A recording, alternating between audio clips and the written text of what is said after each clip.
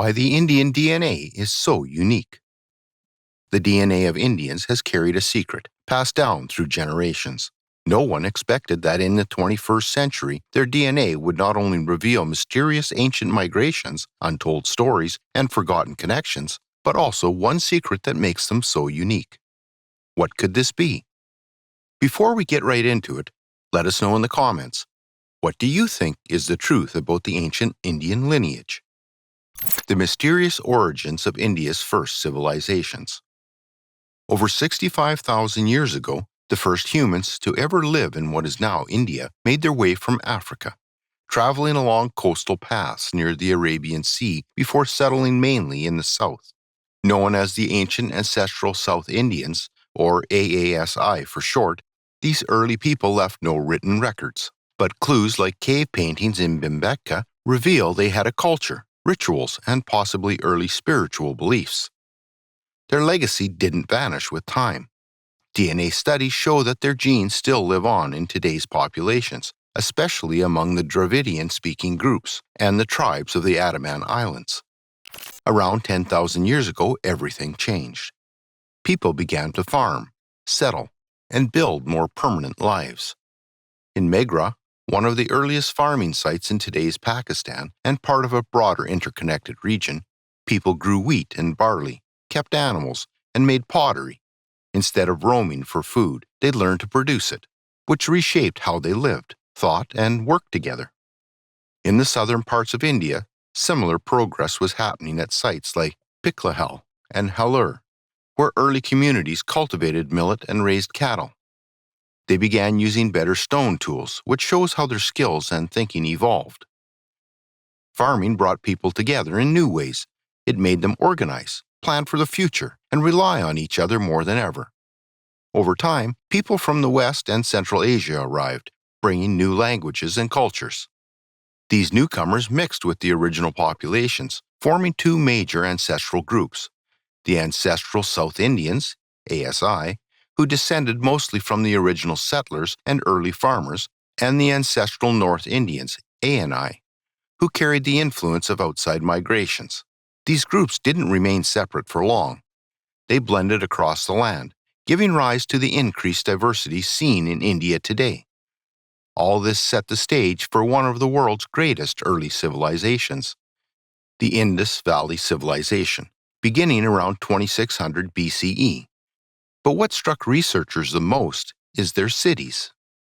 The cities of the Indus Valley Civilization were nothing short of brilliant for their time. They had strong walls surrounding them and proper drainage systems running underground. They even had giant buildings made for storing grain, which came from farms growing along the rich soil near the river. The people living there were also skilled artists, metal workers, and traders. They traded with people as far away as Mesopotamia, Afghanistan, Arabia, and parts of Africa. We know this because they left behind stone weights and measuring tools that show just how careful and exact they were in their transactions. They also made these little carved seals, tiny tiles with symbols and pictures of animals or humans on them. But what really confuses everyone is how it all came crashing down. The vanishing cities and the arrival of the chariot warriors. One day these cities were full of life, and then slowly they started to empty out. People began leaving and heading east toward the Ganges Plain. No one's exactly sure why. Was it because of floods, droughts, disease, or even an invasion? Around the same time, something else big started happening. A collection of hymns called the Rig Veda was being written in an old form of Sanskrit.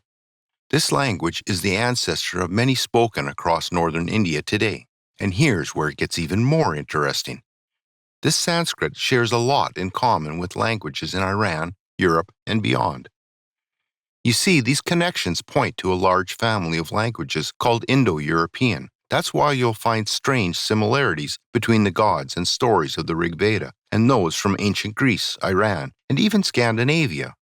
Some scholars think this happened because a group of people, sometimes called the Indo-Aryans, moved into the region. They may have brought these ideas, languages, and traditions with them. The Rig Veda even talks about warriors in chariots pulled by horses. But here's the strange part. The Indus Valley people, didn't seem to use horses or spoke chariots at all. They used carts pulled by cattle. So where did these horse-riding chariot warriors come from? Well, that question opens up a whole other mystery. Did these newcomers use their advanced military tech of horses and chariots to overpower the Indus cities? Some think so, others strongly disagree. Some early theories call it Aryan invasion, but most scholars today lean toward a model of gradual migration and cultural interaction. The Aryan invasion theory has been in existence for a while, but it's been twisted by people with dangerous agendas. In Europe, racists and Nazis grabbed hold of the idea, claiming that light-skinned warriors from the north had crushed darker-skinned people in India. They even tried to link themselves to the Rig Veda by calling themselves Aryans and using ancient symbols like swastikas for their twisted cause. Because of that, this whole idea of migration and invasion has become very sensitive. In India, talking about it can make people uncomfortable because it suggests that a major part of Indian culture may have been influenced by outsiders, and that's not something anyone wants to accept. So, for years, the Indus Valley Civilization has stayed in silence. But then, something rare happened. The link between ancient Indus Valley and modern South Asia. Scientists found a piece of ancient DNA in a grave near Rathiggiri, a quiet village in India. Out of 61 skeletons carefully unearthed from the site, only one gave up its secrets. It was from a woman buried almost 5,000 years ago. Her skeleton lay among rounded pots, her head facing north, her feet pointing south, and from her bones, researchers were able to pull out the oldest known genetic evidence from the entire Indus Valley Civilization. What they found was hard to believe. Her genes showed a direct connection to the people of modern South Asia. That means a large part of the ancestry of people living in India, Pakistan, Bangladesh, and even parts of Sri Lanka today can be traced back to people like her. In fact, nearly 2/3 to 3/4 of all South Asians today carry some of these genetic markers. For the first time, this ancient civilization that once felt so distant now had a living link to the present. But the mystery got more complicated. Where did she come from before she was laid to rest in that ancient cemetery? And what does her DNA really say about the people of that time? The answers brought a few surprises. The woman's genes didn't match closely with those of the early farmers in western Iran. That finding was unexpected.